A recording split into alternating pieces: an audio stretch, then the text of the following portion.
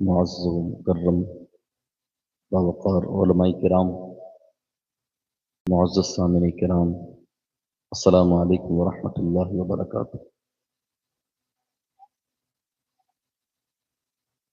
نحمده ونصلي ونسلم على رسوله الكريم، اما بعد فاعوذ بالله من الشیطان الرجیم، بسم اللہ الرحمن الرحیم۔ قال الله تبارك وتعالى في القرآن المجيد والفرقان الحميد، وأما بنعمة ربك فحدث، صدق الله العلي العظيم، وبلغنا رسوله النبي الأمين المتين الكريم، ونحن على ذلك لمن الشاهدين والشاكرين، والحمد لله رب العالمين۔ بندے پروردگارم امت احمد نبی، دوست دار چار یارم تابع اولاد علی، مذہب حنفی دارم ملت حضرت خلیل، خاک پائے غوث اعظم زیر سایہ ہر ولی، صدیق اکس حسن کمال محمد، فاروق ذل جاہو جلال محمد، عثمان ضیاء شم جمال محمد، حیدر بہار باغ خصال محمد، صلی اللہ تعالی علیہ وسلم۔ بڑی ہی خوشی کی بات ہے کہ اللہ تبارک و تعالیٰ نے ہمیں ایمان کی دولت سے بھی سرفراز فرمایا اور حضور کی امت میں پیدا فرمایا۔ سینکڑوں سال سے آپ حضرات سنتے آئے ہیں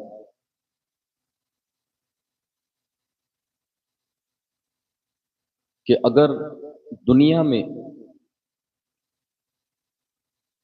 ہمارے آقا کی تشریف آوری مقصود نہ ہوتی تو اللہ تعالیٰ نہ اس دنیا کو بناتا، نہ عرش بناتا، نہ جنت بناتا، نہ دوزخ بناتا، حتیٰ کہ کسی چیز کو پیدا نہیں فرماتا۔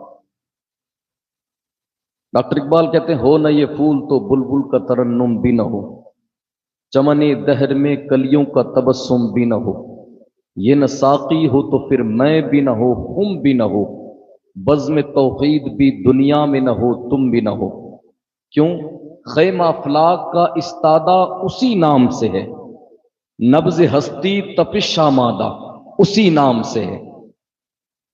پھر کہتے ہیں، لوح بھی تو قلم بھی تو تیرا وجود الکتاب، گنبد آبگین رنگ تیرے محیط میں حباب، عالم آب و خاک میں تیرے ظہور سے فروغ، ذرے ریگ کو دیا تو نے طلوع آفتاب، شوکت سنجر و سلیم تیرے جلال کی نمود، فقر جنید و بایزید تیرا جمال بے نقاب۔ درود شریف پڑھیں، اللہم صلی علی سیدنا شفیعنا حبیبنا مولانا محمد وعلیہ وسلم، صلاۃ و سلام علیک یا رسول اللہ صلی اللہ تعالی علیہ وسلم۔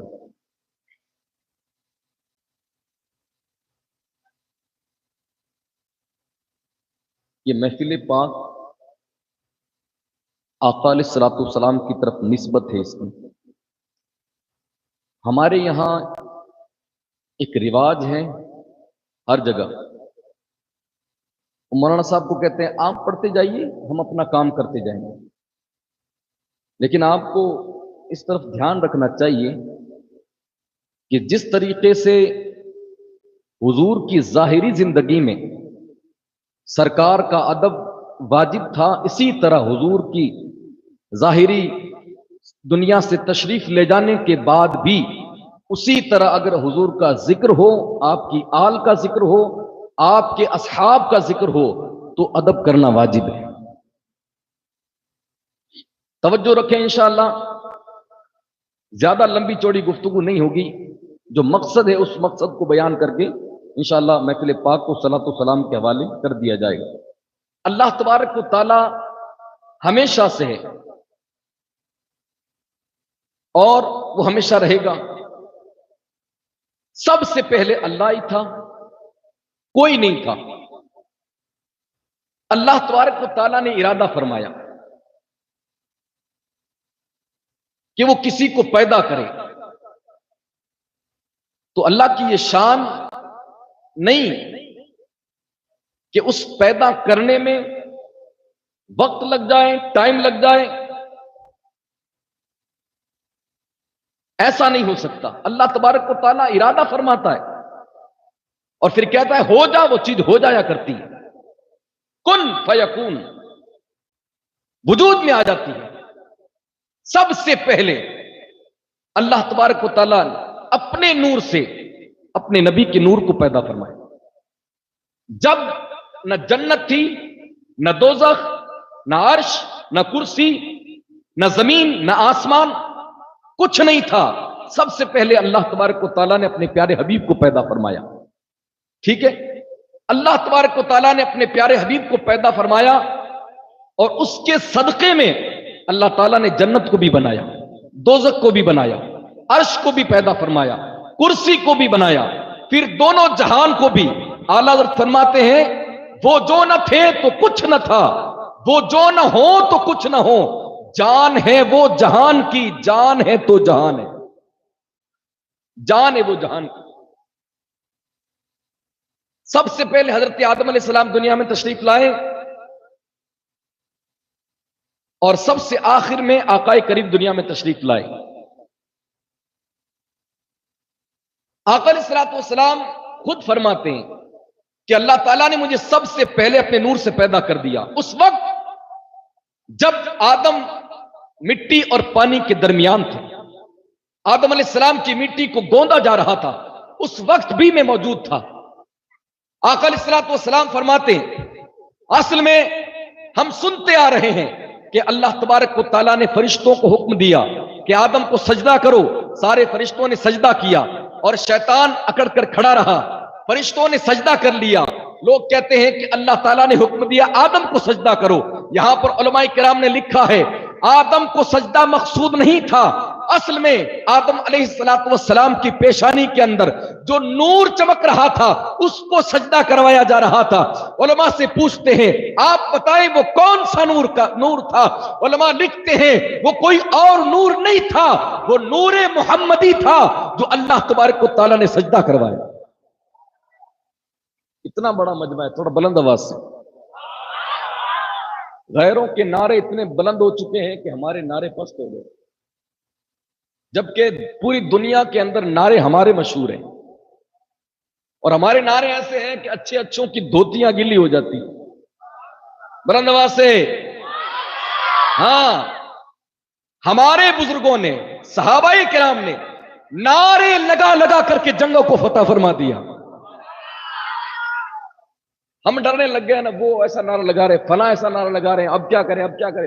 کچھ نہیں کرنا، آپ نعرے تکبیر لگائیں، اچھے اچھوں کے رونگٹے کھڑے ہوئے ہوتے ہوئے نظر آئیں گے. بالکل جی، نعرے سے ایمان کے اندر جوش پیدا ہوتا ہے.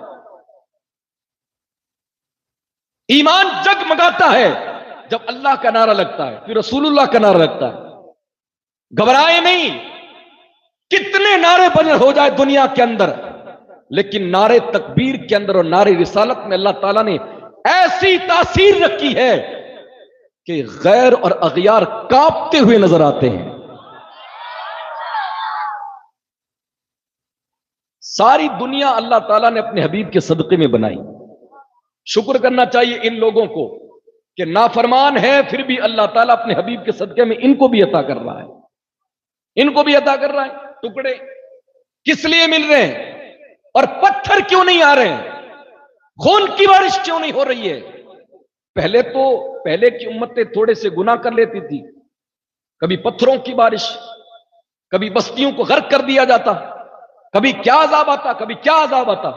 اور یہاں مسلمانوں کے خلاف، اسلام کے خلاف، اللہ کے نبی کے خلاف، اللہ تبارک و تعالیٰ کے خلاف اور اسلام کے خلاف دن رات سازشیں بنائی جا رہی ہے.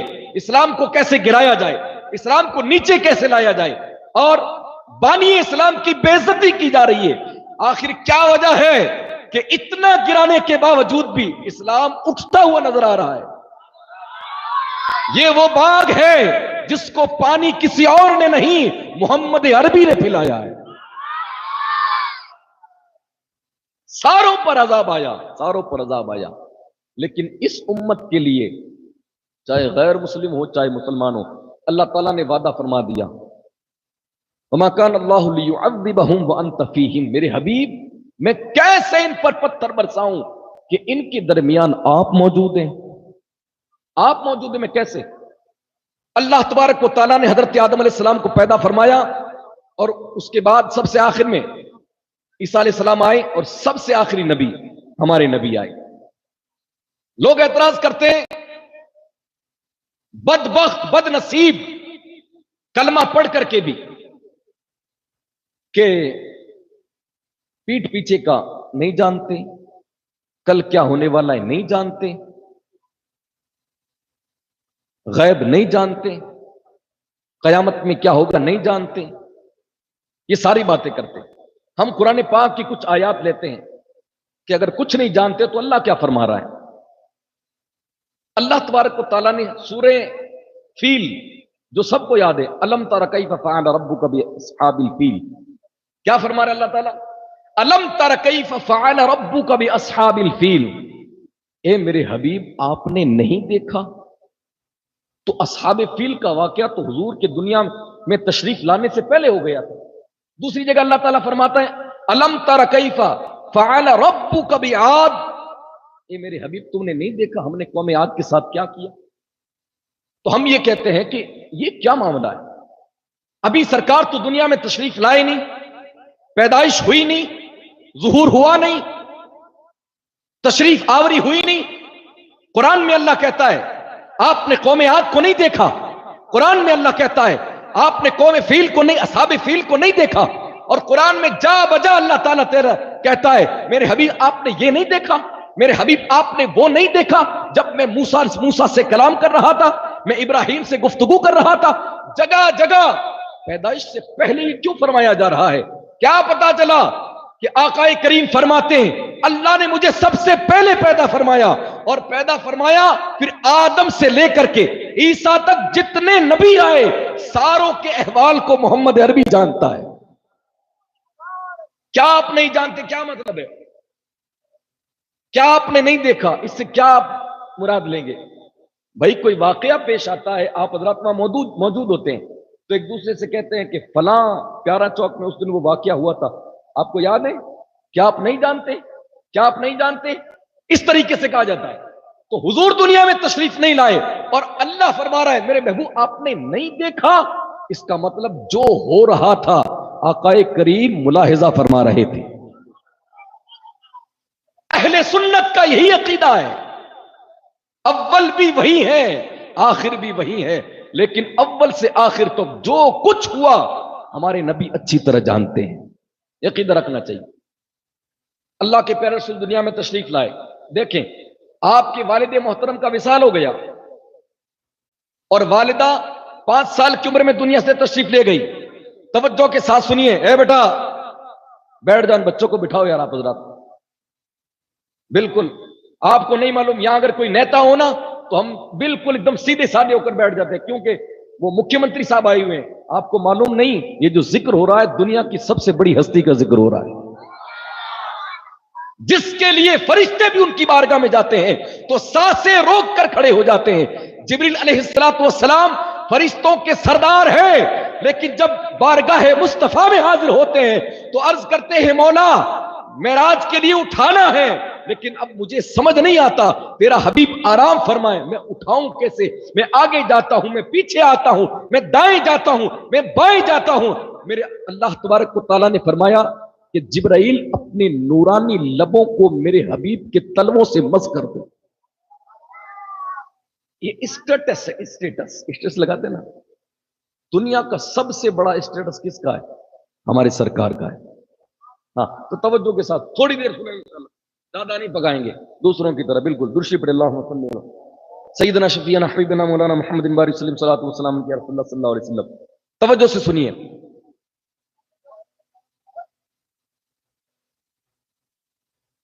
حضور دنیا میں تشریف لائے، کیا ہوا کیا نہیں ہوا، کیا کیا عجائبات آئے، اس پر جائیں گے تو بات لمبی ہو جائے گی.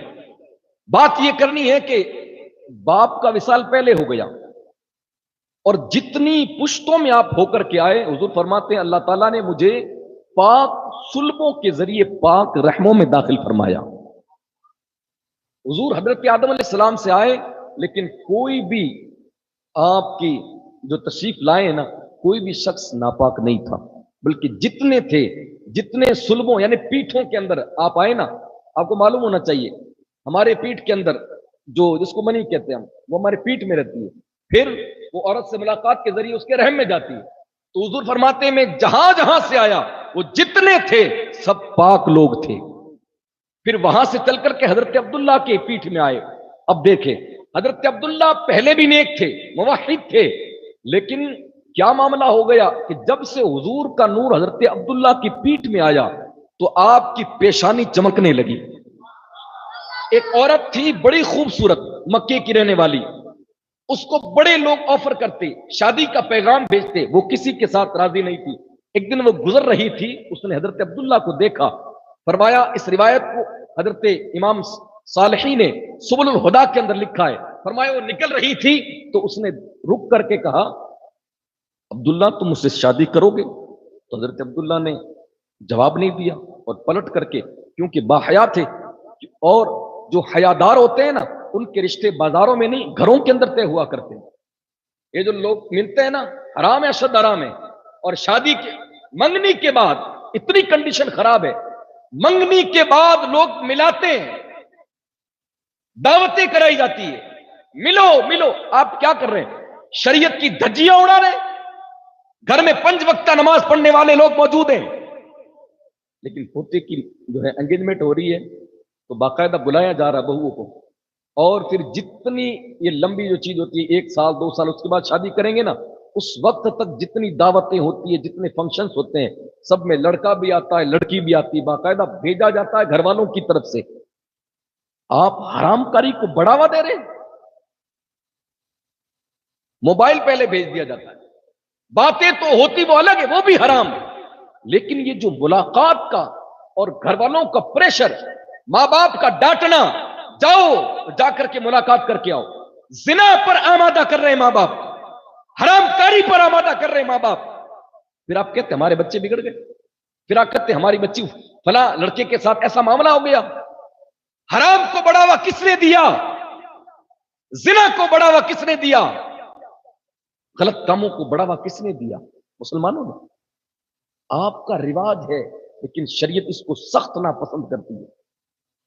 फिर इसके बहुत सारे नुकसान हैं।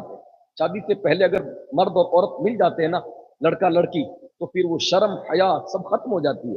फिर वो आप कहते हैं कि बेटा नहीं मानता, वो सास कहती है बहू ऐसी है, फला ऐसी है। आपके हाथों के करतूत है तो ये घर में बिगाड़ पैदा हो रहा है। रोकिए इसको, खत्म कीजिए इस रिवाज को। इस तरीके से अल्लाह रसूल के कानून को, उसकी पामाली मत कीजिए। मैं जो अर्ज कर रहा था, वो कहने लगी हजरत अब्दुल्ला से, अब्दुल्ला मुझसे शादी करोगे? सारा मक्का उसकी तरफ, वो हजरत अब्दुल्ला की तरफ। वो शर्मा करके निकल गए।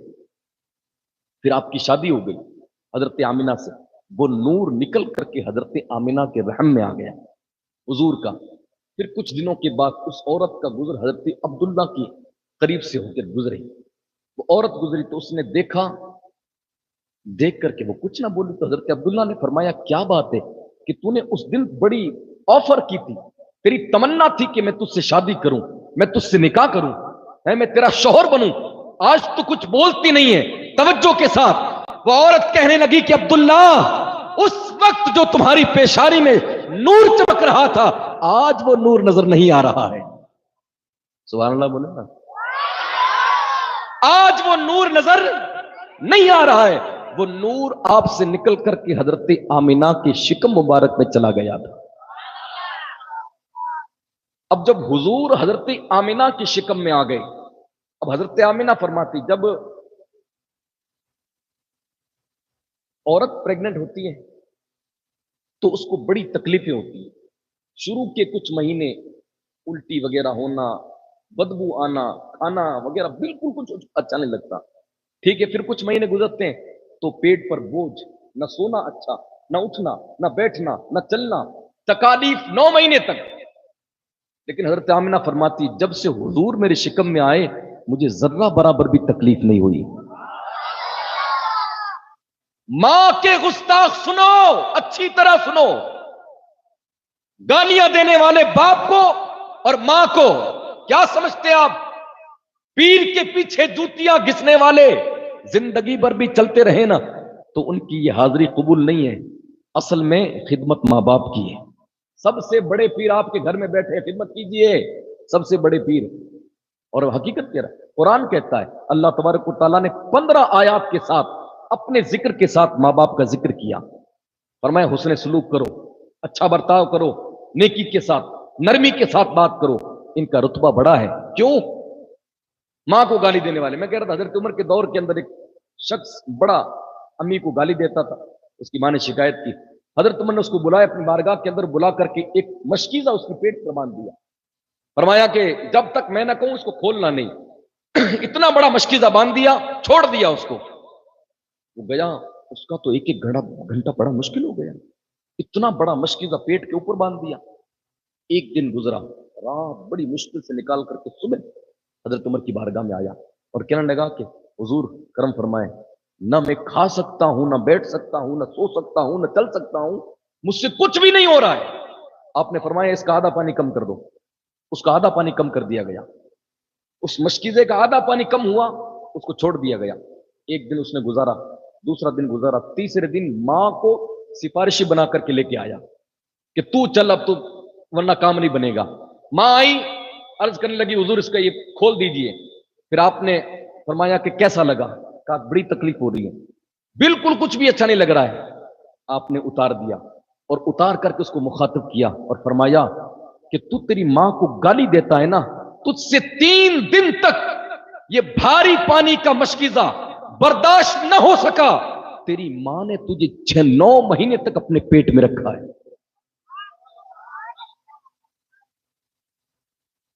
बाज आ जाओ बाज। पीरों की दुआ उतनी असर नहीं रखती जितनी मां बाप की दुआ असर रखती है। करवा के दिखाओ, करवा के, सुभान अल्लाह बोल रहे हो, करवा के दिखाना, और वो दुआ इतनी असर होगी ना।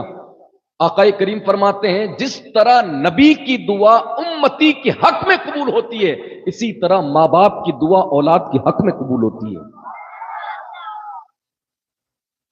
माफी मांगिए मां बाप से, कदम पकड़िए। जोरू के गुलाम मत बनो, मां बाप के गुलाम मत, मां बाप के गुलाम बनो। क्योंकि कुरान कहता है वख्फिद लहुमा जनाह ज़ुल्ल मिनर रहमा, बाजू बिछा दो इनके आगे, बिछ जाओ इनके आगे, खिदमत करो इनकी, इतनी करो कि ये राजी हो जाएं। ये राजी हो जाएंगे तो अल्लाह ताला फरमाता फिर मैं भी राजी हो जाऊंगा। हज करने जाते हैं, लाखों रुपए खर्च करते हैं, दावतें होती है, मालाएं, पूछो मत, पूरे शहर के अंदर हल्ला मच जाता है, फला हाजी साहब हज करके आए। लेकिन कबूलियत की गारंटी कोई नहीं ले सकता कि कबूल हुआ है नहीं। इधर मेरे आका दे रहे हैं, फरमाए सुबह उठो, मुस्कुरा करके प्यार से मां का चेहरा देखो, अल्लाह ताला एक मकबूल हज का सवाब अता फरमाएगा। पीछे तक बोलिए, मां बाप नहीं है क्या? जिनके नहीं है उनकी मगफिरत फरमाए, जिनके हैं अल्लाह उनकी उम्र में बरकत अता फरमाए। सारे मिलकर के बोलो हाँ। फरमाए मकबूल हज का सवाब अता फरमाता है। हजरत आमिना रदियल्लाहु ताला अन्हा फरमाती है, जब से हुजूर मेरे शिकम मुबारक के अंदर आए, औरतों को जो तकलीफ होती है वो मुझे नहीं हुई। फिर अजाइब बात क्या हुए, आकाए करीम सल्लल्लाहु अलैहि वसल्लम की वालिदा फरमाती है, जब मैं शिकम में आने के बाद अपने घर से पानी लेने के लिए निकलती थी तो बकरियां झुक करके मेरे कदमों में मुझे सलाम किया करती थी, और मैं जब पानी लेने के लिए जाया करती थी, हजरत आमिना फरमाती है डालियां पेड़ झुक करके उनसे आवाज आती थी, अस्सलातु वस्सलामु अलैका या रसूल अल्लाह, अस्सलातु वस्सलामु अलैका या हबीब अल्लाह। जब मैं कुएं के करीब जाती, हजरत आमिना फरमाती है औरतें खड़ी होती, डोल से पानी निकालती और मैं जाकर के कुएं में झांक देती, पानी नीचे होता, मेरे देखने की बरकत से पानी ऊपर आ जाया करता था। अभी आका तशरीफ नहीं लाए, अभी पेट के अंदर है, तो इतने मौजज़ात जाहिर हो रहे, इतनी करामातें जाहिर हो रही। आने के बाद क्या क्या हुआ वो तो कहने वालों ने कहा। हजरत आमिना फरमाती है 9 महीने तक कोई दर्द नहीं, मुझे ऐसा महसूस होता था कि मेरे पेट में कुछ है ही नहीं। जब हुजूर दुनिया में तशरीफ आवरी हो गई, डॉक्टर कहते हैं कि जब औरत की डिलीवरी हो तो शौहर को पास में रखते हैं। क्यों कहते हैं? हम रहते नहीं, हम तो क्या आएंगे, बाहर खड़े रहते हैं, اب وہ پوتا آیا چاہے بیٹا آیا، خدا کر کے پورا ہاسپٹل میں گھماتے ہیں، خوشیاں بانٹتے ہیں، پتہ نہیں کیا کیا کرتے ہیں، وہ اس عورت کو کوئی نہیں پوچھتا کہ تیرا کیا حال ہے، جبکہ پورا مین رول کس کا ہے؟ عورت کا، عورت کا ہے۔ ڈاکٹر کہتے ہیں پاس میں کھڑا رکھو شوہر کو، تاکہ جب بچے کی ولادت ہو اور تکلیف اس مرد وہ دیکھے کہ میری بیوی کو کتنی تکلیف ہو رہی ہے، تو پھر وہ اپنی امی کو یاد کرے کہ جب میں پیدا ہوا تھا تو مجھے کتنی تکلیف ہوئی ہوگی، میں جب دنیا میں آیا تھا میری ماں کو کتنی تکلیف ہوئی ہوگی۔ اگر وہ گستاخ ہوگا نا تو قدموں میں گرے گا، قدموں میں معافی مانگے گا۔ سمجھیں آپ، اچھی طرح سمجھیں ان کو۔ آقا کریم صلی اللہ تعالی علیہ وسلم کی ولادت ہو گئی۔ اب دیکھیں حضرت آمنہ فرماتی ہیں روم کے اندر بند چھوٹا سا کمرہ، حضور کی ولادت ہو رہی ہے۔ آقا کریم صلی اللہ تعالی علیہ وسلم کے تعلق سے کہنے والے کہتے ہیں کچھ نہیں جانتے، کچھ اختیار نہیں رکھتے، کچھ نہیں دیکھ سکتے۔ حضرت آمنہ کا معاملہ دیکھو، ابھی سرکار تشریف لا رہے ہیں، حضرت آمنہ فرماتی ہے جس طرح جسے حضور دنیا میں تشریف لائے، میرے شکم سے دنیا میں آئے نا تو گھر کے اندر نور پھیل گیا، اور ایسا نور پھیلا، ایسا نور پھیلا کہ میں نے کمرے میں سوتے سوتے شام کے محلات کو دیکھ لیا۔ ابھی حضور تو بچپنے کا بالکل ولادت کا وقت ہے، اور ولادت کی وقت حضرت آمنہ کو شام کے محلات دکھ رہے ہیں، تو حضور کی شان کا عالم کیا ہوگا، حضور کے علم غیب کا عالم کیا ہوگا۔ بدبختوں، آ جاؤ اہل سنت کے اندر، اعتراض مت کرو جس نبی کا کلمہ پڑھتے ہو، غلامی اختیار کرو، غلامی تو فلاح ہے، نہیں تو کچھ نہیں۔ آپ ہزاروں یہ رگڑ کر کے اس کو یہاں پر گٹے بنائے یا کچھ بھی، زندگی بھر یہ عبادت قبول نہیں ہے۔ آپ کو معلوم ہے نا، عبادت کی وجہ سے کوئی بندہ نہیں بخشا جائے گا، حضور کی محبت کی وجہ سے بخشا جائے گا، محبت کی وجہ سے بخشا جائے گا۔ پتہ ہے اللہ تبارک و تعالیٰ نے حضور کو پیدا فرمایا، پیدا ہوتے ہی کنڈیشن یہ تھی کہ آپ کا سر انور سجدے میں اور زبان مبارک سے رب حبلی امتی، رب حبلی امتی کی صدائیں بلند ہو رہی ہیں۔ حضور پیدا ہوئے، امت کا خیال، حضور گئے، حضرت عائشہ صدیقہ فرماتی ہیں اس وقت بھی امت کا خیال تھا، پیدا ہوئے تو امت کا خیال ہے، دنیا سے تشریف لے جا رہے امت کا خیال ہے، زندگی 63 سالہ گزاری، روتے رہے۔ اویس قرنی رضی اللہ تعالیٰ نے فرمایا تو فرمایا کہ دعا کرنا میری امت کی بخشش کے لیے، غم تھا میری امت بخشی جائے، میری گناہگار امت ہے، تڑپ تھی امت کے لیے کہ میری امت بخشی جائے، میری امت بخشی جائے۔ امت کیا کر رہی ہے، کتنا حق ادا کر رہی ہے اپنے نبی کا، کیا کر رہی ہے امت، سوائے حرام کاموں کے ہمارے پاس رہ کیا گیا ہے، سوائے رسم و رواج کے ہم کیا کر رہے ہیں؟ کیا ہمارے گھر کے اندر شریعت کی کوئی چیز موجود ہے؟ کیا ہمارے گھر کے اندر سنتوں پر پابندی ہو رہی ہے؟ یہاں تو کنڈیشن یہ ہو چکی ہے کہ اگر ڈی جے پر امام صاحب بیان کر دے تو امام صاحب کو دبا دیا جاتا ہے۔ میں بھی اپنے محلے میں رہتا ہوں، بڑا محلہ، آپ حضرات جانتے ہوں، حرام چیز اگر بیان ہو رہی ہے تو کہتے ہیں حضرت یہ باتیں مت کرو، کون سی باتیں کریں؟ زنا عام ہو رہے ہیں، نشہ عام ہو رہا ہے، لوگوں نے موبائل چلا چلا کر اپنے بچوں کو دے دے کے نافرمان بنا دیا اولاد کو۔ یہ اگر بیان نہیں ہوگا تو پھر کب بیان ہوگا؟ پھر میں غوث پاک کی کرامتیں، غریب نواز کی کرامتیں چلتی رہے، غوث پاک اور غریب نواز بھی ناراض ہوں گے، اور وہ کہہ رہے ہوں گے کہ بدبخت کہیں کا، امت کے اندر فساد پھیلتا رہا، حرام کاری بڑھتی رہی تو ہماری کرامتیں بیان کرتا رہا۔ ہر چیز وقت پر ہونی چاہیے۔ غوث پاک کا دن ہے غوث پاک کی باتیں بیان کریں، غریب نواز کا دن ہے غریب نواز کی باتیں بیان کریں، لیکن جب حرام کاری پھیلے، جوا بازی پھیلے، نشہ پھیلے، زنا پھیلے، ڈی جے عام ہو جائے، حرام نہ سمجھا جائے، کرنے والوں کو کچھ نہیں سمجھا جاتا، نہ کچھ کہا جاتا ہے، نہ اصلاح کی جاتی ہے، اماموں کو روک دیا جاتا ہے۔ اب بتاؤ یہ کون سا دور ہے، کون سا دور ہے؟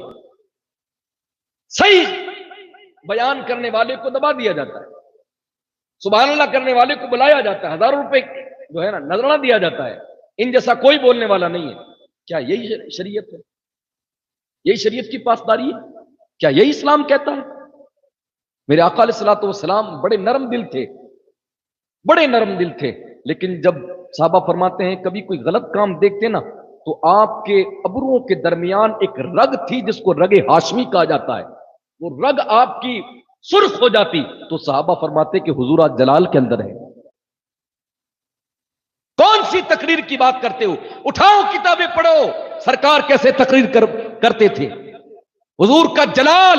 صحابہ فرماتے جب حضور بیان کرتے تو آپ کا رخ انور سرخ ہو جایا کرتا تھا جلال کی وجہ سے. نیچے اتارو ایسے لوگوں کو جو آپ کی اصلاح نہ کریں. محبت وہی ہے جب آپ حرام کام کریں تو آپ کو پکڑا جائے اور آپ کو کہا جائے کہ تو غلط کر رہا ہے. دوستی وہی ہے جب آپ غلط چیز کی طرف جائے تو آپ کا دوست آپ کو پکڑ کر کے مسجد کی طرف لے آئے. محبت یہی ہے اصل، جو آپ کو بٹھا کر کے ساتھ میں عیاشیاں کروائے، حرام کاریاں کروائے. دشمن ہے آپ کا. قرآن کا کھلا اعلان ہے قیامت کے دن بہت سارے دوست ایک دوسرے کے دشمن بن جائیں گے. اس لیے حرام چیزوں کو فروغ مت دو. میرے آقا کی دنیا میں تشریف آوری کا مقصد کیا تھا؟ جب حضور کی تشریف آوری ہو رہی تھی نا تو بت اوندے منہ گر رہے تھے، بت اوندے منہ گر رہے تھے. حضور دنیا میں تشریف لائے، مقصد یہی تھا جہالت کو دور کیا جائے، شراب نوشی کو ختم کیا جائے، غلط رسم و رواج کو دور کیا جائے، اسلام کے پیغام کو پہنچایا جائے، اسلام کو پھیلایا جائے، شریعت کو عام کیا جائے. سرکار کا یہی پیغام تھا. کیا آپ کی اور ہماری سب کی ذمہ داری بنتی ہے؟ ایک امام کی نہیں، ہر انسان کی ذمہ داری بنتی ہے اگر اس نے کلمہ پڑھا ہے تو وہ شریعت کی پاسداری کرے.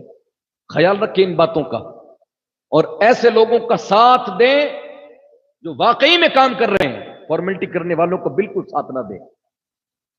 آقا علیہ الصلوۃ والسلام دنیا میں تشریف لائے اور شریعت نافذ ہونے لگی. شراب اس وقت جائز تھی، پیا جاتا تھا. بہت سارے کام اس وقت عورتیں مسجدوں میں آتی تھی، پردہ نہیں تھا، روزے بھی نہیں تھے، نمازیں بھی نہیں تھی. لیکن لوگ کہتے ہیں آج کل کہ جو کام زیادہ رائج ہو جائے قوم کے اندر، محلے کے اندر، سوسائٹی کے اندر، لوگوں کے اندر، اس کو پھر اتنا زور نہیں دیا جاتا ہے، وہ اتنا گناہ نہیں سمجھا جاتا ہے. مثال کے طور پر ڈی جے ڈانس عام ہے اور یہاں تک کنڈیشن پہنچ چکی ہے کہ مسجد کے باہر بھی اسٹیج لگا کر کے رنڈیاں نچا دیتے ہیں. اور وہی لوگ جو پہلی صف میں بیٹھتے ہیں وہی پہلی صف میں اس میں بھی بیٹھتے ہیں جس میں یہ ڈانس وغیرہ ہوتا ہے. حرام کام کے وقت کوئی بھی ہو، کوئی بھی ہو، گھر میں نمازی ہے، حاجی ہے، سارا کچھ ہے، گانے چل رہے ہیں، عیاشیاں ہو رہی ہے، ٹھیک ہے. لوگ اس کو کیا کہتے ہیں؟ ارے نہیں وہ بچے تھوڑے سے کر دیتے ہیں. آپ کو اس کی خبر نہیں ہے کہ یہ بچے آپ کو جہنم تک لے جائیں گے. یہ جو بچے کر رہے ہیں نا، جس پر آپ توجہ نہیں دے رہے ہیں، یہ حرام ہے، سخت حرام ہے. اور یہ گناہ اگر آپ کا رب کی بارگاہ میں پکڑا گیا تو کیا بچ پائیں گے اس سے؟ آپ بار بچوں پر بوجھ ڈالتے ہیں، بچے ایسا کر دیتے، بچے ایسا کر دیتے. جس کے گھر کے اندر شریعت اور اسلامی ماحول ہوتا ہے نا، اس کے گھر کا بچہ تو بغیر پردہ بھی باہر نہیں آتا. اس کے گھر کی بچیاں تو جھانکتی تک نہیں ہے محلے کے اندر. اس گھر کے بچے مسجد سے گھر، گھر سے اسکول، اسکول سے گھر، دوسری بات بھی وہاں موجود نہیں ہوتی ہے. یہ کون سا اسلامی ماحول ہے جس گھر کے اندر گانے بجائے جا رہے ہیں، لڑکیاں ناچ رہی ہے شادیوں پر سرے عام؟ جن لڑکیوں کو ہم نے کبھی نہیں دیکھا وہ شادیوں پر ایسا میک اپ کر کے آتی ہے کہ پورا محلہ حیران رہ جاتا ہے کیا ہو رہا ہے. کیا یہ ماحول اسلامی ماحول ہے؟ یہ طریقہ ہے شریعت کا؟ حضور یہ دین لے کر کے آئے تھے. پہلے کی امتوں کے حال دیکھو. حضرت موسیٰ علیہ السلام کے زمانے میں جب کوئی گناہ کرتا تو صبح جب ہوتی تو اس کے دروازے پر لکھا ہوتا اس آدمی نے زنا کیا ہے، اس نے سود خوری کی، اس نے حرام کام کیا ہے. شکر کریں کہ اللہ تعالیٰ نے ہمارے عیبوں کو حضور کی وجہ سے چھپا کر کے رکھا ہے، حضور کی وجہ سے چھپا کر کے رکھا ہے. سرکار کا صدقہ ہے آج ہم بچے ہیں، ورنہ ہمارے کرتوت، یہ ہمارا جبہ جو ہے نا صرف اس لیے ہے کہ ہمارے گناہ ظاہر نہیں ہے. اگر گناہ ظاہر ہو جائے تو ہم ایک دوسرے سے سلام کے قابل نہیں رہے، سامنا نہ کر سکیں. یہ شکر ہے کس کی وجہ سے؟ اللہ تعالیٰ نے چھپائے ہیں اپنے حبیب کی وجہ سے، عیب چھپائے اپنے حبیب کی وجہ سے. عذاب نہیں آ رہا ہے سرکار کی وجہ سے، تو سارا کچھ سرکار کی وجہ سے ہے. تو اتنی پیاری شریعت، اتنی اتنا بہترین قانون جو اللہ کے نبی نے ہم کو دیا ہے، جس میں قیامت تک کوئی نقص پیدا نہیں کر سکتا کہ سرکار نے یہ بتایا تو یہ بھی بتا دے تو اچھا رہتا. قیامت تک لوگ کھوج کرتے جائیں گے. اسلام کو ماننے والے تو الگ ہیں، ویگیانک بھی جو ہے کھوج کر کر کے سرکار کی باتوں کو پڑھ کے ٹیبل پر بیٹھتے ہوئے کلمہ پڑھتے ہوئے نظر آ رہے ہیں. شریعت کیا ہے، نبی کی تعلیمات کیا ہے. یہ لوگ تو بڑے نفرت کرتے ہیں اسلام سے، بڑی نفرت کرتے ہیں، لیکن جب حضور کی شریعت کو پڑھتے ہیں، حضور کی زندگی کو پڑھتے ہیں تو وہ پڑھتے رہتے ہیں اور ان کی دل کے اندر نور، ایمان کا نور پیدا ہوتا رہتا ہے. اسلام کیسے پھیلا؟ کوئی اکٹھا کر کے تھوڑی کلمہ پڑھوایا گیا، نہیں. اسلام اس طرح نہیں پھیلا. جو نفرت کرنے والے تھے انہوں نے جب پڑھا نا حضور کی زندگی کو تو ان کے دل میں اللہ تعالیٰ نے نور کا ایمان کا نور پیدا فرما دیا. اور اسی طریقے سے بہت سارے نفرت کرنے والے تھے مکے کے اندر، وہ نفرت کرتے رہے، لیکن اللہ تعالیٰ نے بڑے پیسے والے، بڑے عہدے والے، وہ اپنا کام کرتے رہے. اور اللہ تعالیٰ نے ثابت قدم رکھا تو حضرت بلال حبشی کو رکھا. ہاں، یہ ایمان کی دولت ہے، جس کو مل جائے، جس کو مل جائے. یا پیسہ یا پراپرٹی نہیں دیکھی جاتی ہے. بتاؤ، جو اسلام سب سے پہلے جنہوں نے قبول کیا وہ غریب ہی تو صحابہ تھے نا. ہاں، ایمان کی دولت نصیب ہو جائے، اسلام اور شریعت کی پاسداری نصیب ہو جائے، یہ سب سے بڑی خوش نصیبی ہے. لیکن حضور نے جس کے تعلق سے فرمایا تھا کہ پیسہ میری امت کے لیے سب سے بڑا فتنہ ہو جائے گا، آج وہی چیز پائی جا رہی ہے. میرے بھائی، حضور کی آمد کا مقصد تھا خرافات کو مٹانا، غلط کاموں کو روکنا. تو ہم اگر یہ کام کریں تو حضور کے طریقے پر ہے. بتائیں، حضرت جناب ابو طالب نے جب حضور کو روکا کہ بیٹا مان جاؤ، یہ جتنے بھی سردار لوگ ناراض ہو رہے تم سے، تو آپ نے کیا جواب دیا تھا؟ فرمایا، چچا جان، میرے ایک ہاتھ کے اندر چاند رکھ دیا جائے، ایک میں سورج رکھ دیا جائے، تب بھی میں اسلام کی تغلیب سے کبھی نہیں رکوں گا. سرکار نے بڑی محنتیں فرمائی. دعاؤں سے کام نکالنا چھوڑو، ہر جگہ دعا نہیں ہوتی ہے. حضور سے کون کتنا بڑا ہے جو دعا کر دے؟ لوگ گھروں میں بیٹھے رہتے، کہتے دعا کر دو بس میں نمازی بن جاؤ، دعا کر دو بس میرا یہ کام ہو جائے، دعا کر دو یہ ہو جائے. دعا کی جگہ ہے، یہ حضور نے کر کے بتایا. فرمایا، مسجد نبوی میں بیٹھ کر میں دعا بھی کرتا ہوں، اور جب بدر کا موقع آ جائے تو 313 صحابہ لے کر کے میں میدان میں بھی نکلتا ہوں. میری دونوں زندگی کو دیکھو، دعا یہاں پر بھی ہے، عبادت یہاں پر بھی ہے. لیکن ہر چیز دعا سے تو نہیں ہوتی نا کہ حضور نے مسجد نبی میں بیٹھ کر کے کہہ دیا یا اللہ ان کافروں کو غرق کر دے تو عذاب آ گیا. نہیں، محنت کرنی پڑتی ہے. جب محنت ہوتی ہے تو محنت رنگ لاتی ہے. اور رنگ لائی، ایک اثاثہ تھا جو سرکار لے کر کے بدر میں کے میدان میں چلے گئے، ساری رات رو رو کے عبادت کی. پھر کیا ہوا؟ جب انسان قدم اٹھاتا ہے نا تو اس کے ساتھ کوئی نہیں ہوتا، لیکن اللہ تعالیٰ کی مدد شامل حال رہتی ہے. حضور آ گئے، اور آنے کے بعد آپ نے ثابت قدمی دکھائی تو اللہ تعالیٰ نے 5000 فرشتوں کے ذریعے آپ کی مدد فرمائی. خرافات کو مٹائیے. اور یہ جو جلوس نکلنے والا ہے پیر کے دن، اچھے طریقے سے صاف ستھرے لباس میں، ڈھول دھماکہ ڈی جے ٹریکٹر یہ ساری چیزیں بند ہے ویسے تو، اور آپ خود اس کو سمجھیں اور بند کریں. لے جانے والوں کو روکیں کہ ہم صرف خوشی منا رہے ہیں اور یہ جلوس نکالنا مستحب ہے. 1:30 بجے تک آپ جلوس میں شامل رہیں، جیسی نماز کا وقت ہو جائے فوراً جلوس سے الگ ہو جائے. کوئی گناہ نہیں ہے کہ آپ پھر گھوم کر کے پورا ناڈی محلہ جائیں، کوئی فرض واجب نہیں ہے. جیسے ہی نماز کا وقت ہو جائے فوراً رکیں اور مسجد کی طرف آئیں. جلوس کے ویسے آپ 5 وقتہ نماز پڑھ رہے ہیں اور جلوس کے دن آپ کی نماز چھوٹ گئی تو پھر آپ کی جلوس کس چیز کا؟ کون سی کامیابی آپ نے حاصل کر دی؟ حضور کی تعلیم نہیں ہے یہ. ہم خوشی مناتے، سرکار آ گئے، صبح سے لے کر کے ظہر تک خوشی، اور جب ظہر کا وقت ہو جائے تو اس خوشی کو سجدے کی حالت میں تبدیل کر دیا جائے. پھر آ کر کے رب کی بارگاہ میں شکر ادا کیا جائے، سجدہ کر کے کہ تیرا شکر ہے، میں اب تک تو تیرے نبی کے نعرے لگا کر آیا اور اب تیری بارگاہ میں پیشانی کو جھکا کر کے تیرا شکر ادا کر رہا ہوں کہ تو نے بڑی شان و والا نبی عطا فرمایا ہے۔ ٹھیک ہے، ایک بڑا مسئلہ چل رہا ہے ہندوستان کے اندر وقت کا، آپ حضرات اچھی طرح جانتے بھی ہوں گے اور سارے معاملات ہمارے سامنے موجود ہیں، اس لیے اپنے اندر اتحاد پیدا کیجیے۔ چھوٹی چھوٹی باتوں سے پڑوسیوں سے لڑنا، محلے والوں سے لڑنا اور رنجشیں پیدا کرنا یہ مسلمانوں کا کام نہیں ہے۔ الکفر ملت واحدہ، سارے ایک طرف کھڑے ہو گئے اور تم لوگوں کو ایک طرف کھڑا کر دیا۔ ہماری کمزوری ہے کہ ہم ایک نہیں ہو رہے۔ ہاں، اٹھنا سیکھیے، اٹھنا۔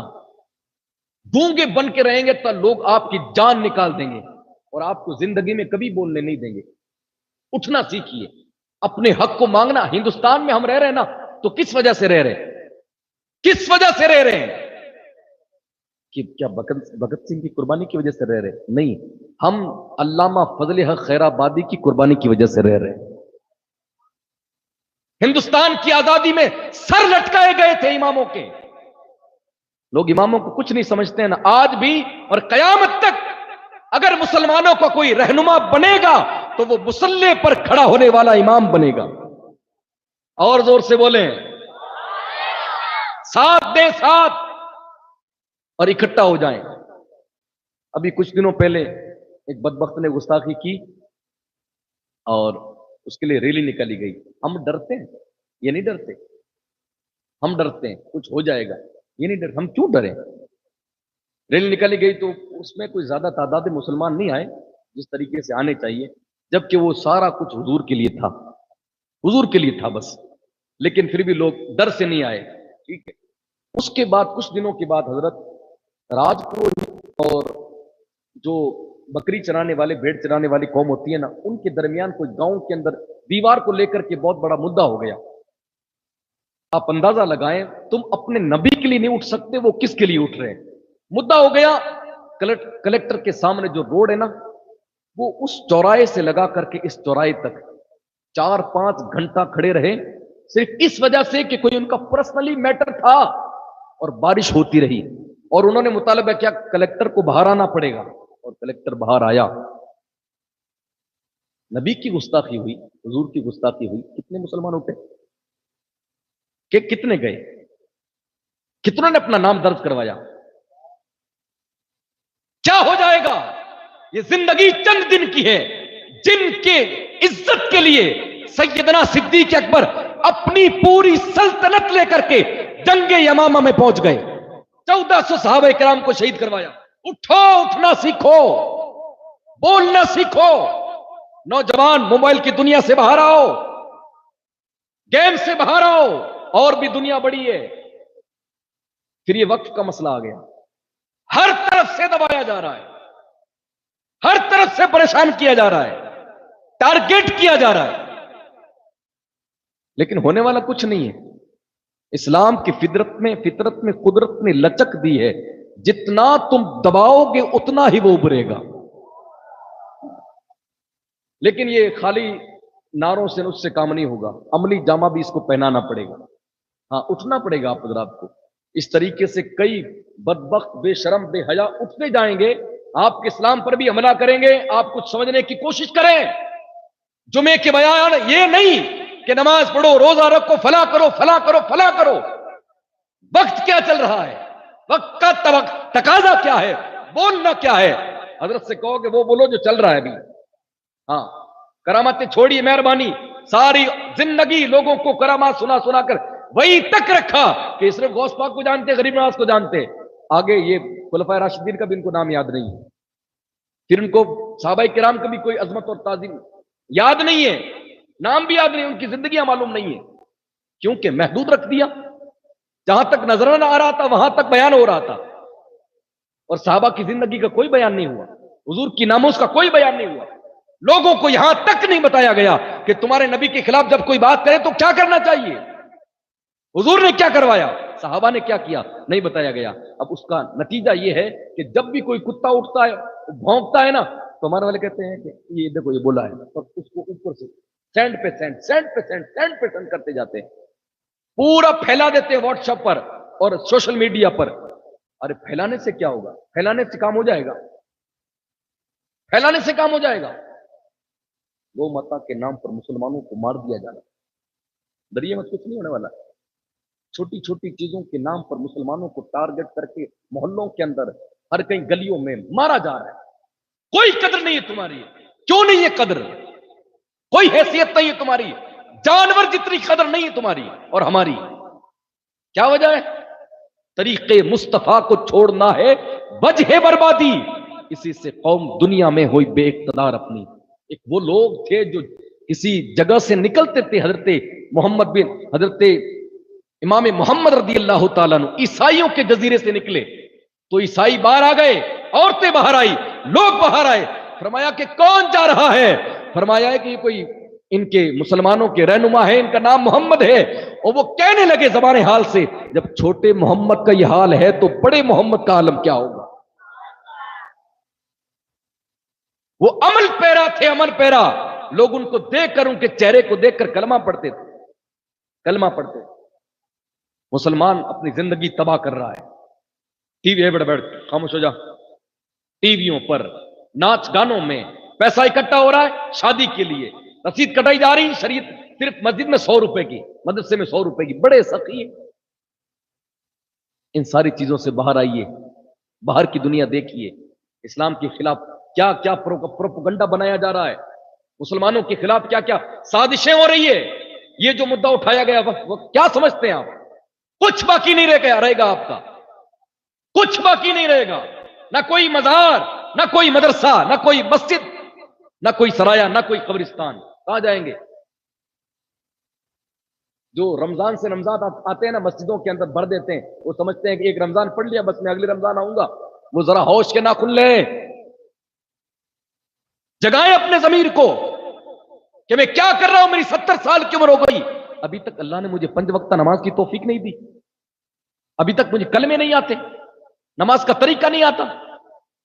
بہانے بنانے چھوڑ دیں آپ. یہ سب فارمیلٹیاں ہیں. دین کو سمجھنے کی کوشش کریں، حضور کی تعلیمات کو سمجھنے کی کوشش کریں. حضور نے جتنی محنتیں اپنے دور کے اندر کی ہیں، ہمارا 0% بھی نہیں، ہمارے اندر کچھ بھی نہیں. گھر بیٹھے بیٹھے باتیں ہو رہی، چائے چل رہی ہے، مولانا صاحب یہ ایسی ہے، وہ بھی ایسی ہے، فلاں ہے. ان مولویوں کو کچھ پتا نہیں ہے. اچھا یہ ہو رہا ہے، علماء کے خلاف غیبتیں ہو رہی ہیں، غلط باتیں ہو رہی ہیں. آپ ایک تو کچھ کرتے نہیں، جو کرتا اس کو کرنے نہیں دیتے. کچھ نہیں ہو رہا ہے. جب وقت آئے گا، وہ وقت کہ یہاں سے نکال کر کے بتایا جائے، اس وقت اٹھو گے کہ اب کیا ہو رہا، اب گھروں سے باہر آؤ. یہ وقف ایسی چیز ہے، اگر یہ مسئلہ پاس ہو گیا تو یہ ساری چیزیں جو میں نے بتائی، مسجد مدرسہ وغیرہ، یہ تو الگ بات ہے. کئی گھر بھی ایسے ہوں گے نا جن کو ویسے بھی توڑا جا رہا ہے. یہاں پر اس لیے توڑا جا رہا ہے، گھر کے ایک بندہ اپنے گھر سے حضور کے نام پر چلا گیا پولیس اسٹیشن، اس کے 7 کروڑ 10 کروڑ کا گھر توڑ دیا گیا. ہم نے اس کا پوسٹ دیکھ کر کے افسوس کر کے چھوڑ دیا، واپس کبھی اس کی فوٹو کو نہیں دیکھا. اس کی دن رات کیسے نکل رہے، کبھی آپ نے سوچا؟ دن رات جو اس نے 10 سال کے اندر ایک بلڈنگ کو بنایا، وہ کہہ رہا تھا 7 سال اس بلڈنگ کو بننے میں لگے، تو ایک دن کے اندر اس کو پورا برابر کر دیا گیا. کس لیے؟ حضور کے لیے. ہم یہ قربانیاں دینے کے لیے تیار ہیں کیا؟ یہ آپ مت سوچئے کہ اب اسلام پھیل چکا ہے، اب تو کوئی ضرورت نہیں قربانی دینے کی. ابھی تک نہیں. حضور نے فرمایا قیامت تک جہاد جاری رہے گا. ہاں، اپنے جو ہمارے لا ہے نا ہندوستان کے اندر، ہمارے قوانین ہیں، ہم کو رہنے کی آزادی ہے، ہم کو بولنے کی آزادی ہے، پروٹیسٹ کی آزادی ہے، سب کچھ کرنے کی آزادی ہے. ڈریے مت، شان سے رہیے. دلی سے لے کر کے پشاور تک اگر کسی کی گردنیں لٹک رہی تھی تو وہ اہل سنت والجماعت کے علماء کرام کی گردن لٹک رہی تھی آزادی کے وقت. ہمارا ہے ہندوستان، ہمارا ہے، جتنا آپ کا ہے ہمارا بھی ہے. ہاں، حضرت آدم علیہ السلام کا قدم مبارک پہلے ہندوستان کے اندر پڑا تھا. ہاں، تو خدا را حضور کی آمد کا مقصد بیان کیجیے. خرافات کو آپ خود لوگ ساتھ ہو کر مٹائیں، ورنہ وہ دن قریب نہیں کہ ہم اپنے آپ کو کوسیں گے. کوسیں اپنے آپ کو کہ ہم نے کیا کر دیا. لوگ اٹھ گئے, انہوں نے کیا سے کیا کر دیا. دوستی رکھیں اپنے بھائیوں سے, بھائیوں کا ساتھ دیں, مدد کریں مسلمانوں کی, اٹھائیں مسلمانوں کو. کوئی پڑھا لکھا بچہ ہے اس کو اوپر لائیں, ٹانگیں کھینچنا بند کر دیں. مسلمانوں کی عادت ہے یہ, ٹانگیں کھینچنا بند کریں. جو بھائی آگے آنا چاہتا ہے اس کا سپورٹ کر کے اس کو آگے لایا جائے تاکہ وہ پڑھ لکھ کر کے تمہاری رہنمائی کرے. جو تمہارے بچے دارالعلوم میں پڑھتے ہیں ان کا سپورٹ کرو, پیسے دو ان کو, ان کا خرچ اٹھاؤ. اللہ تعالیٰ نے اگر آپ کو دیا ہے, اور جو کالج میں پڑھتے ہیں اسکولوں میں پڑھتے ہیں ان کا بھی ساتھ دو تاکہ وہ آگے بڑھ کر کے آگے پوسٹوں پر جائیں. جہاں جاؤ سارے ننگے بیٹھے ہوئے, کہاں جائیں گے آپ؟ آپ سوچتے ہیں کہ میں لڑ کر کے بیٹی کا معاملہ لے کر کے تھانے چلا جاؤں, طلاق کا معاملہ لے کر پولیس والوں کے پاس چلا جاؤں, ڈی ایف پی کے پاس چلا جاؤں, تھانے دار کوئی آپ کا نہیں ہے. وہ سب ہنستے ہیں پیچھے جب آپ کا معاملہ وہاں جاتا ہے, اور آپ پر جب تھانے میں جھگڑتے ہیں نا تو ان کو مزہ آتا ہے, ٹھٹے مارتے ہیں کہ دیکھو مسلمانوں کا حال. وہ قوم جو ایک رہبر کے پیچھے چلتی تھی آج وہ در بدر کی ٹھوکریں کھاتی ہوئی نظر آ رہی ہے. کس وجہ سے؟ اسلام کو چھوڑ دیا, طریقے اسلام کو چھوڑ دیا. اس لیے لمبی چوڑی باتیں تو آپ تقریریں سنتے ہی رہتے ہیں.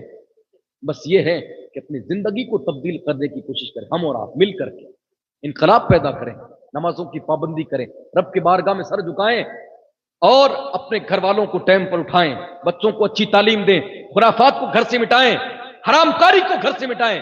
نوجوان 15 17 سال 20 سال تک جتنے بچے ہیں موبائل چھینیے, ورنہ یہ شادی کے بھی لائق نہیں رہیں گے. ہاں کیا سمجھتے ہیں آپ؟ کیا کچھ دیکھتے ہیں آپ کو کوئی خبر نہیں ہے. بڑے معاملات ہو جائیں گے چھوٹی چیز سے. ان سارے معاملات کو سمجھنے کی کوشش کیجیے. آقا علیہ الصلوۃ والسلام دنیا میں تشریف لائے, امن قائم فرما دیا. ایک کافر بھی آرام سے چلتا تھا اور غیر مسلم بھی آرام سے رہتے تھے. کوئی پریشانی, کوئی دباؤ, کوئی زور زبردستی نہیں تھی, کیونکہ قرآن کہتا ہے لا اکراہ فی الدین, دین میں زبردستی نہیں ہے. جنہوں نے کلمہ پڑھا انہوں نے اپنی مرضی سے پڑھا, لیکن تلوار کی زور پر ایسے گردن پہ رکھ کے نہیں کہا کہ تو کلمہ پڑھ. ٹھیک ہے, تو امن پسند دنیا کے اندر کوئی ہے سب سے زیادہ تو وہ مسلمان ہے. ہم دہشت گرد نہیں, ہم امن پسند ہے. ہمارا اسلام سلامتی کا حکم دیتا ہے, ہم بھی سلامتی چاہتے ہیں اور سلامتی کے ساتھ رہنا چاہتے ہیں. اور آپ حضرات جب بھی کوئی معاملہ ہو نظر انداز مت کرو, نظر انداز. اب یہ جتنے آگے پریشانیاں کھڑی ہوگی نا اس میں یہ ہے کہ 1 2 10 20 100 1000 نہیں بلکہ پورے محلوں کو نکلنا پڑے گا. آپ نہیں نکلیں گے تو آپ کی یہ ساری چیزیں نہیں مانی جائے گی. ہاں اس طریقے سے اب جاگروکتا آئی ہے نا کہ اب تک میل 3 کروڑ سے بھی اوپر جا چکے ہیں. سبحان اللہ بولیں. 3 کروڑ سے بھی, 1 کروڑ کا تھا لیکن 3 کروڑ سے بھی اوپر جا چکے ہیں. اسی طرح بیداری کا حکم دیتے ہیں, جو ہے نا کام کرتے رہیں گے مسلمان تو کامیابی حاصل کر لیں گے. سونے والا بندہ سوتا رہتا ہے, اس کو نقصان ہی ہوتا ہے. 6 بجے ٹرین تھی, 5 بجے اٹھنا تھا, 7 بجے اٹھا, ٹرین چلی گئی. 5 بجے فلائٹ تھی, 6 بجے اٹھا, 7-10 ہزار کا نقصان ہو گیا. تو دنیا کے اندر جب یہ نقصان ہوتا ہے, آپ سوتے رہو گے نا, آپ کے دین کا نقصان ہو جائے گا, ایمان کا نقصان ہو جائے گا, اور بھی بہت سارے بڑے نقصان ہو جائیں گے. اللہ تعالی ہم کو محفوظ رکھے, اپنے حفظ و امان میں رکھے. اللہ تعالیٰ کی بارگاہ میں دعا ہے کہ رب کریم حضور کے صدقے طفیل ہم سب کو سجدے کی توفیق عطا فرمائے, ہم سب کو نماز 5 گانا بعد جماعت ادا کرنے کی توفیق عطا فرمائے, ہم سب کا خاتمہ ایمان پر بالخیر عطا فرمائے.